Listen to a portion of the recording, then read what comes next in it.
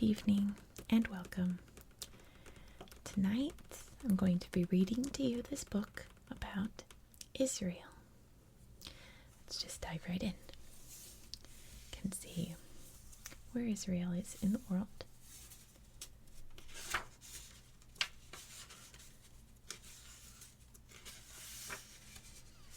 A promised land. According to the Bible, the Hebrews, the ancestors of today's Jewish Israelis, arrived in what is now Israel after traveling for many years through a dry wilderness. God had promised that they would reach a land that was flowing with milk and honey. In fact, it took a lot of work to make Israel fertile. In the south, much of the land is still too dry to be farmed. Israelis are very proud of turning empty areas into farmland by draining marshes or pumping river water to desert areas. In the process, Israel has become a world leader in advanced farming techniques. Where the Bible says the Hebrews once wandered through a desert, green fields are now watered using computer technology, and greenhouse plants grow without soil.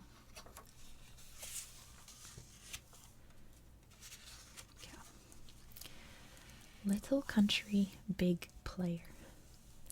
Israel is a sliver of land about the size of New Jersey, but it has a huge importance throughout the world because of its history and location.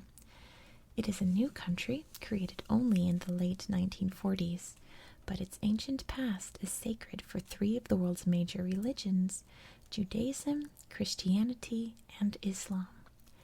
It is also an important crossroads at the heart of the Middle East, where Europe, Asia, and Africa meet. Hills and valleys. Although Israel is small, it contains many landscapes: green valleys, snowy mountains, rocky deserts, and golden beaches. A range of mountains and hills runs down the center of the country. More than half of all Israelis live west of the highlands, on the narrow coastal plain beside the Mediterranean Sea. In the north of Israel, Galilee is a plateau, a high flat area, that has the country's best farmland. South of Galilee, the Jezreel Valley is a fertile region that produces grapes and olives. In ancient times, the valley formed the route between two great centers of civilization, Egypt and Mesopotamia. On the other side of the wide valley, the land rises to the Judean hills, which contain Jerusalem, the Israeli capital. Rainfall is heavier in the hills than elsewhere, and in winter, Jerusalem is sometimes covered in a thin layer of snow. Scorching south. The southern half of Israel is made up of the Negev region. Although the hills of the north receive just enough water for farming, the south is a rocky desert. Underwater springs create a few oases, or small fertile areas where plants can grow. The Negev meets the Red Sea at Eilat, Israel's gateway to shipping routes to Asia. Some of Israel's eastern border is formed by the Jordan Valley. This huge valley marks the place where two of the plates that make up Earth's surface meet. In the south, the valley contains the Dead Sea, the lowest point on Earth. The sea, which is actually a lake, lies 1,365 feet below sea level on the border of Israel and Jordan. The sea is fed by Israel's main river, the Jordan, but it has nowhere water can drain out. Instead, water evaporates in the heat. Minerals get concentrated in the water that is left. They make the Dead Sea the world's saltiest sea. No plants or fish can live there. South of the Dead Sea is a dry grassland called the Arava. During the summer, the Arava and Negev are hit by scorching desert winds called Kamsin, or Sharav in Hebrew. The winds blow east from the deserts of Arabia for up to 5 days at a time. They can destroy crops and cover everything in sand and dust. A holy watering place. Before it reaches the Dead Sea, the Jordan River feeds the Sea of Galilee. the main source of Israel's fresh water. The river was once a major waterway, but today it is often only a trickle. Sometimes experts say it is only used water running back in from farms and factories that keeps the river flowing. Israel and its neighbor Jordan take 90% of the river's water to use for drinking, industry, or irrigation. The region is so dry and water is so valuable that neither side wants to give up their rights to the Jordan River. In Israel, a system of canals and pipes diverts water into once dry areas. It allows a large sea, including the Negev, to be used for farming. Hyenas. The Desert Searcher. As night falls, Israel's striped hyenas get ready to leave their family dens. The young stay at home surrounded by the bones of recent meals. The hyenas are equipped with sharp teeth and long claws, but they are not killers. Instead, they search the Negev desert, scavenging for the remains of dead animals. Each hyena searches alone, sniffing out dead bodies with its sensitive nose. When it finds some food, its wide jaws are strong enough to crack into bones to get at the tasty and nutritious bone marrow inside. The powerful teeth are effective weapons, producing one of the strongest bites in the animal kingdom. To warn off attackers, the hyena raises the hairs of its neck, which makes it appear much larger. Here's some Irexes. A living menagerie. Because of Israel's variety of terrain and climate, the country has a large number of different animals crammed into a small area. Boars roam the damp oak woodlands of the Golan Heights. Caspian turtles live in marshlands along the coast. Lizards crawl over rocks and walls, even in the heart of big cities. Fruit bats flit around the trees in city parks. Snakes sometimes slither through gardens. Most are harmless, but Israeli children learn to be careful when turning over rocks. Home and away. Israel's skies are a busy place in spring and fall. The country lies on the main migration routes used by birds flying between Europe, Asia, and Africa. An estimated 1.5 billion birds fly over the land twice a year. Honey buzzards, storks, and pelicans are among these travelers. Aircraft are kept away from the birds' main paths. At dawn during spring, tens of thousands of birds stop off at the salt flats north of Eilat. Having flown across 2,000 miles of desert, they need a meal. Juicy plants growing on the flats, called sea blight, provide them with exactly that. Underwater jungle. A stunning coral reef stretches about 3,900 feet along the Eilat shore. The reef's huge structure looks like rock, but is actually covered in colonies of tiny animals called coral polyps. As the polyps die, their remains build up over millions of years to form mounds of limestone. The reef is home to much more than colorful corals. Crabs, sea anemones, turtles, sea urchins, cuttlefish, moray eels, and octopuses are commonly seen around the reef. Sharks and dolphins also visit regularly. Rare hawksbill turtles nest on Eilat's beaches. They bury their eggs in the sand before returning to the sea. When the eggs hatch 60 days later, the hatchlings must scurry to the sea before predators like crabs and gulls catch them. Fennec fox. Desert survival. In the dry areas of the Arava and the Negev, plants must be able to survive without much water and withstand large amounts of salt. They are often long-rooted, bringing water up from far below the surface, and have few leaves, so that they do not lose water very quickly. One such plant is Gypsophila, also known as baby's breath, used around the world to decorate bouquets of flowers. The red lotus has a different way of surviving the heat. has a layer of hairs that stops the wind from drying out the plant. Animals have adapted to the desert too. The fennec fox is the world's smallest dog. Its enormous ears help to rid its body of heat. When water is scarce, it can survive on the moisture in its food.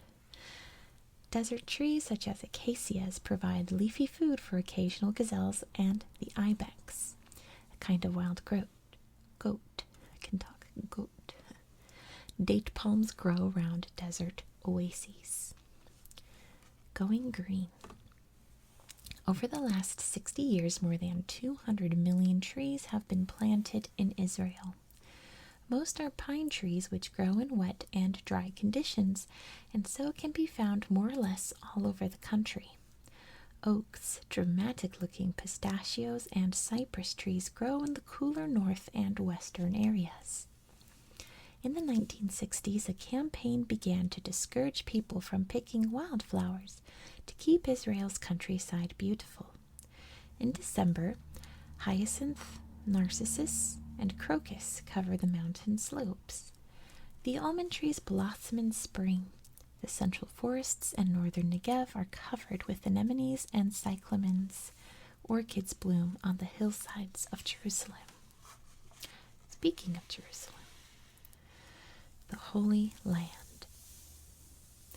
Jerusalem is no ordinary city.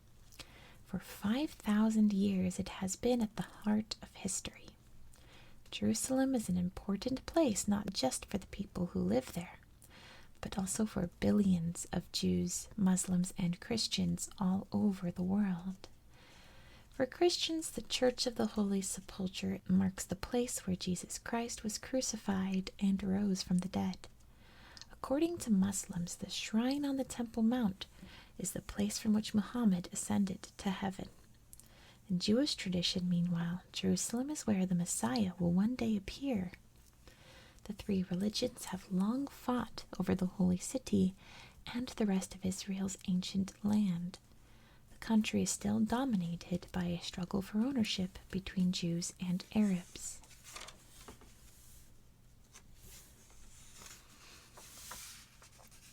Maybe I should read the ancient civilizations part. That stuff always interests me, actually. Let's see. In Israel, even the most ancient history is vital to modern life. People look to the past for evidence of who should own the land today. At 9,500 years old, the Arab city of Jericho is one of the world's oldest settlements. The ancient site contains some of the first evidence anywhere that people had learned how to farm crops and animals. See, I knew it would be interesting. Little is known about the earliest inhabitants of modern Israel. After about 2000 BCE, it was home to the Canaanites, who were later overthrown by the Israelites. Other powers also dominated an area at different times in its history. Egyptians, Babylonians, Persians, Greeks, Romans, and Islamic rulers. Each conqueror left a mark, and the fighting still goes on. The birth of the Jews. The story of modern Israel begins more than 3,500 years ago. Most Israelis are Jews who are said to be descended from the biblical figure Abraham through his son Isaac. They were originally a group of tribes known as Israelites. Abraham led the Israelites from Mesopotamia to the Judean hills of what was then called Canaan. However, a famine later forced them to move to Egypt before Moses led them back in 1250 BCE. According to Jewish and Christian belief, God promised the land of Israel to the descendants of Abraham, Isaac, and Isaac's son Jacob. For many people, such a promise is like many other Bible stories. It may not be the literal truth. For many other people, however, that promise is one of the central foundations of the nation of Israel. The Promised Land. The returning Israelites fought for 200 years for control of Canaan. Their main enemies were the Philistines, a powerful tribe from Crete that settled along the southern coast. The modern name for the Arabs living in the region comes from the word Philistine, Palestinian. In 1006 BCE, King Saul united the Israelite tribes but was defeated by the Philistines and killed himself. Saul's son-in-law David eventually overcame the Philistines and conquered Jerusalem. David's son, King Solomon, is famous for building the temple at Jerusalem. It became the center of the Jewish religion. Changing rulers. Following Solomon's death, the Israelites split into two small kingdoms. One, called Israel, was in the north of what is now Galilee and the West Bank. The West Bank is an area of Jordan that's occupied by Israel. The second kingdom, called Judah, was centered on the city of Jerusalem. Israel became part of the Assyrian Empire in 722 BCE, and Judah was conquered by Babylonians in 586 BCE. The temple in Jerusalem was destroyed, and the people of Judah taken into captivity in Babylon in today's Iraq. 40 years later, the Persians conquered Babylonia and allowed the Jews to return home. In Jerusalem, the Jews rebuilt the Temple of Solomon. In the 4th century BCE, however, the Jews were again conquered.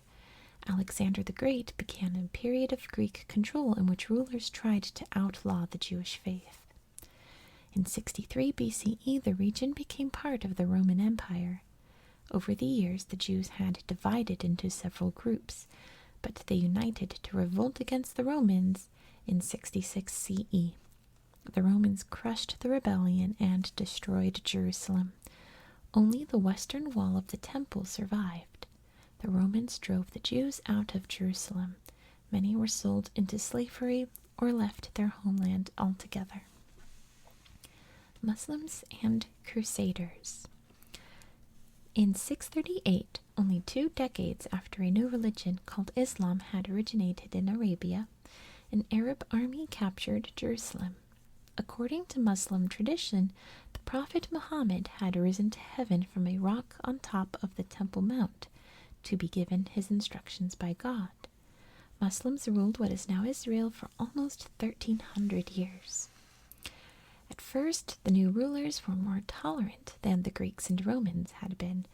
They allowed both Jews and Christians to practice their faiths. However, in the late 10th century, the Caliph, the leader of the Islamic Empire, called for Muslims to pull down the churches in Jerusalem. In response, Pope Urban II, head of the Christian Roman Catholic Church, called for Jerusalem and the rest of the Holy Land to be brought under Christian rule. In 1099, an army of Europeans known as Crusaders invaded and set up a series of small states. A series of Christian invasions known as the Crusades continued until 1270, when Muslims overthrew the last of the Crusader states. A home for the Jews? A more peaceful time began in 1517 when the region became a quiet corner of the huge Turkish Ottoman Empire. After World War I, that empire collapsed. The peace treaties at the end of the war gave the British temporary control of what was known at the time as Palestine. Jews in Palestine and elsewhere saw a chance to create a Jewish homeland after many centuries of foreign rule or exile. Meanwhile, most people in Palestine were Arabs whose ancestors had lived there for over 1,000 years. They also wanted an independent state. The British agreed to let Jews build up their communities in Palestine, but also promised to protect the rights of Palestinian Arabs. When Adolf Hitler's Nazi Party took power in Germany in 1933, many Jews left to escape their racist policies. Other European countries did not welcome Jewish refugees, so many Jews fled to Palestine. Between 1922 and 1936, some 300,000 Jews arrived there. Some formed organizations that used violent tactics to drive Arabs and the British from what they claimed as their land. During World War II, the Nazis killed 6 million Jews and other victims in the Holocaust. But the British stopped Jewish survivors heading for Palestine. They were concerned that the territory was getting crowded and hard to control. The birth of Israel. After the war, many countries agreed that the Jews needed land. The United Nations proposed dividing Palestine into two countries, an Arab state consisting of 43% of the land, and a Jewish state consisting of the rest. Jerusalem and Bethlehem were to be separate self-governing cities. The Arabs rejected the plan, arguing that the land was all theirs. In the months before the British Army were due to leave Palestine in 1948, Jewish and Arab fighters attacked each other's communities. Jewish forces got the upper hand. They destroyed Arab villages to make way for Jewish settlements. On May 14, 1948, the Zionist leader David Ben-Gurion declared the birth of the State of Israel. Arabs call this event al-Nakba, the catastrophe. The Arab neighbors of the new state, Egypt, Jordan, Lebanon, Syria, and Iraq, invaded at once but were driven back. About 700,000 Arabs had to leave Israel. Some fled to the West Bank, a hilly area west of the Jordan River. In 1949, Israel signed treaties that established its borders with its neighbors. It now controlled 75% of Palestine, more than the UN had proposed. The Gaza Strip became Egyptian, while Jordan took East Jerusalem, including the Holy Temple Mount and the West Bank. From war to war. In 1950, the Israeli parliament passed the Law of Return. It gave all the world's Jews the right to live in Israel. However, Israel continued to clash with its neighbors. In 1956, Egypt took control of the Suez Canal and blocked ships from reaching Israeli ports. In response, Israel, Britain, and France attacked Egypt. In 1967, after the Six-Day War, Israel took control of Arab areas in Palestine, the West Bank, Gaza Strip, Sinai, and the Golan Heights. The areas became known as the Occupied Territories. About 500,000 Arabs lost their homes and fled to Jordan, Syria, and Lebanon. The UN ordered Israel to withdraw, but it refused. The occupied land included the Western Wall, the most sacred place in Judaism. Religious Israelis began to build settlements in the occupied territories. They claimed that these regions lay within the borders of ancient Israel and had been promised to the Jews by God. In 1973, Egypt and Syria attacked Israel on the Jewish holiday of Yom Kippur to try to get their land back. Israel, supported by the United States, again proved stronger. Under a 1979 treaty, Israel returned Sinai to Egypt. The other occupied territories remained under Israeli control. Uprisings and terror. Israel now came under attack from the Palestine Liberation Organization, or the PLO. This terrorist group attacked Israelis from its bases in southern Lebanon. From 1982 to 2000, Israeli forces occupied southern Lebanon, but they never entirely halted PLO terrorism. In 1987, an uprising called the Intifada began in the Gaza Strip and the West Bank. Palestinians launched a violent campaign against Israeli troops, ranging from throwing stones to shooting and bombing. In 1993, U.S. President Bill Clinton oversaw a deal between the two sides, known as the Oslo Accords. The Palestinians were given some control of the occupied territories in return for stopping attacks on Israel. The accords did not resolve whether Palestinians could return to their homes in Israel, however, or who could control Jerusalem. Meanwhile, Jewish settlers were still allowed to stay in the occupied territories. After further peace talks collapsed in 2000, Palestinian terrorists launched a campaign of suicide bombings inside Israel. The Israeli government sent troops back into the West Bank. In 2003, another plan for peace was agreed on. This so-called roadmap required both sides to compromise. The Israeli government forced Jewish settlers to leave the Gaza Strip and parts of the West Bank. Some Israelis felt betrayed by the withdrawal. Others felt that it was the only way to make Israel safe and secure. On both sides, many people hoped that a new era had begun. Shalom Israel. When early Israeli leaders welcomed Jewish immigrants from all over the world, they had to decide on a common language. They chose Hebrew. Hebrew was the language of the Bible, but few people had spoken it for thousands of years. When it became one of Israel's official languages, new words had to be invented for everyday things, such as bicycles and ice cream. Hebrew is not easy to learn. It has its own alphabet and is written from right to left. People moving to Israel have to take intensive Hebrew lessons every day for 5 months to help them to settle in. Arabic is also an official language, and many Israelis speak English and other languages too. Street signs often point the way in Hebrew, Arabic, and English. International origins. It is impossible to describe a typical Israeli. About 2/3 of the population was born in Israel. The others have come from more than 100 different countries. Some Israeli Jews, known as Haredim, are highly religious and wear traditional clothing. Most Israeli Jews are not religious.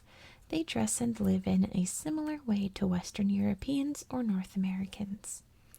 Many Israeli Jews are known according to where they originated. Ashkenazi Jews came from Central and Eastern Europe. Sephardic Jews, or Mizrahim, are largely from North Africa and across the rest of the Middle East. New arrivals. Israel offers a home to all Jews. When famine struck Ethiopia in 1985, the Israeli government allowed 30,000 Ethiopian Jews to settle in the country. There are now 120,000 Ethiopians in Israel. There are also 3,000 African Hebrew Israelites. These African Americans believe they are descendants of Jewish tribes that disappeared after the invasion by Assyria 2,700 years ago. In the 1990s, about 900,000 Russians moved to Israel after the collapse of the Soviet Union. A steady stream of settlers also arrives in Israel from rich countries like France, Britain, and the United States. They want to live in a Jewish state, even though life there is sometimes tougher than they are used to. A day off. At dusk on Friday, traditional Jewish families have a candlelit meal to begin Shabbat, the day of rest, which runs until Saturday evening. For most people, Shabbat is a chance to take a break, but religious families are careful to avoid all work. In some areas, strict Jews put up barriers to make sure no one drives. Elevators are programmed to stop on every floor so that no one has to work by pressing the buttons. In the modern cities like Eilat and Tel Aviv, many people do not observe Shabbat and businesses remain open. However, when some stores opened on Shabbat to sell a new Harry Potter novel, the government fined them. Religious rules. The Jewish faith has more than 600 rules covering daily life. They are recorded in the Torah, the Jewish holy book. About 20% of Israelis try to follow the rules very closely. Most follow some as they consider this part of being Jewish. One rule some Israelis follow is only to eat food that is considered kosher or acceptable in religious law. Kosher food has to be prepared in a certain way and excludes some meat and fish, such as pork or shellfish. Meat and dairy products cannot be mixed. That means no cheeseburgers or pizza with pepperoni and cheese. Busy streets in Israel are full of the tempting smells of food being cooked. The food reflects the many places Israelis have come from. Some favorite street food is Arabic in origin, such as hummus and delicious falafel, which are eaten in flatbreads called pitas. Blintzes, small rolled pastries filled with cheese, are similar to Russian pancakes, blinis, or Turkish goslim. Sorry, I don't know how to pronounce that. Never heard of that, but I know blinis. Those are yum. Keeping their distance. After years of fighting, Jewish Israelis rarely meet Palestinian Arabs living in the occupied territories. Nevertheless, if they were to share a meal, they would find many things in common. For example, Muslims have similar food rules as Jews, including no pork. Hospitality is important to Arabs, and visits have a special etiquette. Cold drinks are served first, followed by fruit, tea, and cakes. When coffee is served, it is time for visitors to leave. However, other aspects of life in the occupied territories are very different from life in Israel itself. The Israelis living in settlements in the territories do not mix with their Arab neighbors. The settlements are considered illegal by most foreign countries, and they have been attacked by Palestinians. In Hebron, where Israelis and Palestinians live close together near the tomb of Abraham, youths from both sides throw stones at one another. The Israeli communities have their own stores and restaurants and live in apartment buildings on hillsides. These have bomb shelters in case of attack. The settlements have their own roads into Israel. Arabs are not allowed to use them. Arabs must travel along routes guarded by checkpoints of Israeli soldiers. Outdoor fun. Jewish Israeli children like to do similar things to Americans of the same age. They play computer games, go to the beach, or play basketball, judo, or other sports. Because Israel has a warm climate, children often play outside. At the beach, they play matkot, a game using wooden paddles and a small ball. Most matkot games are not competitive. Players try to hit the ball to one another in long rallies. Palestinian children enjoy playing soccer in the street. In general, they have less access to leisure facilities than children in Israel. Most Arab children living in the West Bank have never seen the beach, even though it is just a few miles away. Time to grow up. At age 13, Jewish boys celebrate their bar mitzvah. It is an important stage of growing up. In the eyes of the Jewish faith, it means they are now old enough to make their own religious decisions rather than accept their parents'. The girls' version of the celebration is called a bat mitzvah and is celebrated at age 12. The boys and girls read at synagogue, the Jewish place of prayer. Afterward, there's a party.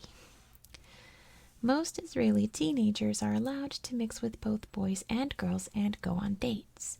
Palestinian teenagers are not supposed to mix. When they are older, their parents have an important say about whom they marry. Haredim Jews also live in segregated communities where boys and girls do not mix. They have arranged marriages. A matchmaker called a shadchan introduces couples and accepts a fee if the match is successful. Words and songs. Israelis are great readers. Israeli writers publish a huge number of books in Hebrew, Arabic, and English. One of the most famous Israeli writers is Amos Oz, who tells stories about life in modern Israel and coping with the frequent violence. Among the most interesting Israeli bands are the rappers Dam or Dam? I'm not sure. Their name means blood in both Arabic and Hebrew. Dam are Arab Israelis who rap about not being fully part of either of Israel's communities. They are neither true Israelis nor Palestinian. An armed nation. Soldiers are everywhere in Israel. They are a reminder that peace is fragile. In settlements in the occupied territories, teachers and students carry guns to class. Even in cities like Tel Aviv, teenagers stroll around with submachine guns on their shoulders. They are off-duty members of the Israel Defense Forces, or IDF. They carry their weapons to avoid any chance that they will be stolen and fall into the hands of terrorists. Most Jewish Israelis joined the IDF after school. Men serve for 3 years and women for 2. Most Arab Israelis are not enlisted. Recruits are sworn in at the Western Wall. Special Forces units hold ceremonies at Masada, where Jewish rebels held out against the Romans 2,000 years ago. The troops vow that Masada shall not fall again. Learning to live alone. Israel has come a long way since its foundation in 1948, when it was largely a nation of farming communities. Israelis study and work hard. After serving in the IDF, half of all Israelis go to college to continue their education. Israelis are no longer mainly farmers. 10% of Israelis now work for one of about 4,000 technology companies in the country. Israelis have a reputation for being innovative and self-sufficient. Surrounded by hostile neighbors, they have learned to make the most of their own resources. One area of technology in which Israel is a world leader is water conservation. Water is so precious that scientists have developed the latest irrigation techniques. They use computers to drip just the right amount of water onto crops so not a drop is wasted. The technology behind instant messaging and voicemail was also invented in Israel. As well as being a high-tech manufacturer, Israel is often a financial center. It is home to one of the world's biggest diamond exchanges, where the precious stones are bought and sold. Paying the cost. Israel's need to be constantly ready to defend itself is expensive, and not just financially. Some Israelis worry that drafting young people into the IDF makes them less sensitive and more hostile toward the Palestinians. The IDF also costs a lot of money. A short war in Lebanon in 2006, for example, cost Israel more than $1 billion. The Israeli economy is generally strong, but even so, the high costs of defense are paid at the expense of other things, such as free universities. Another cost of the fragile peace is the loss of tourism. Israel once drew many visitors, particularly to its holy sites. Now many foreigners consider it too dangerous to visit. Fewer tourists come and bring less money into the Israeli economy. About 9% of Israelis are unemployed. With so many immigrants arriving in the country, even highly skilled workers can find it difficult to get a job. Powerful friends. The Israeli economy depends on money from Israel's main ally, the United States. Since 1948, the United States has given Israel more than $84 billion in aid. The United States wants to make sure that Israel remains stable in the troubled Middle East.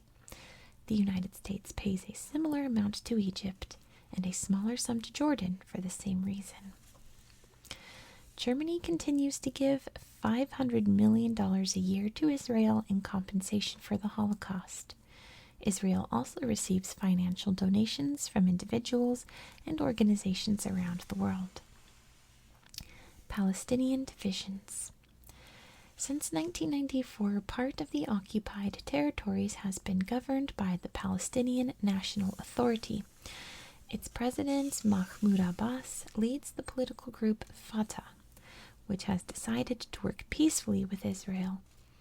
It aims to unite land the Arabs lost in 1967, the Gaza Strip and the West Bank, under a Palestinian government.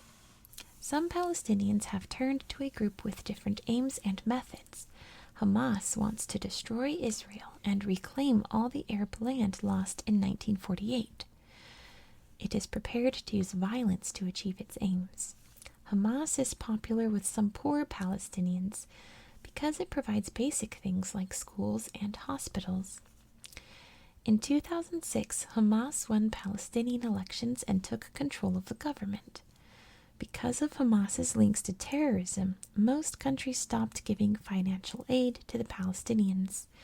The occupied territories became increasingly chaotic. In 2007, Hamas gunmen seized control of the Gaza Strip, and amid the crisis, Abbas dismissed the Hamas government.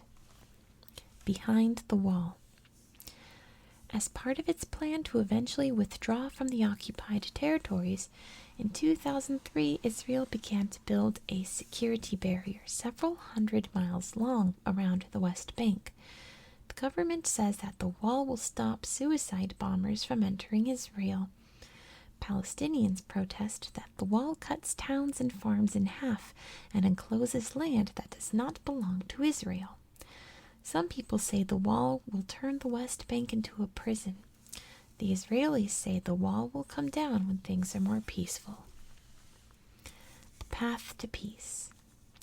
Peace between the Palestinians and Israelis would not just improve the lives of both groups. It might also help bring stability to the whole Middle East. Problems remain, however. 4 million Palestinians live abroad, mostly or mainly in refugee camps. They want to return to their former homes. If the Palestinians are allowed to return, however, Israeli Jews worry that they would soon be outnumbered. In terms of population numbers alone, Israel would no longer be a Jewish state. Such obstacles often make peace in Israel seem far away. But at the same time, some ordinary Israelis and Palestinians try to put their differences aside.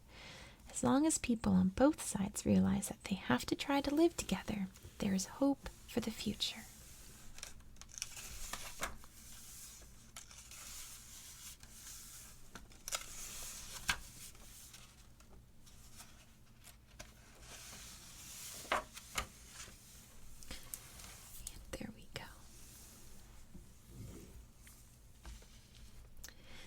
Thank you so much for watching. I hope you found this video relaxing and educational. And I hope you have a very good night. Good night. Good night. Good night. Good night.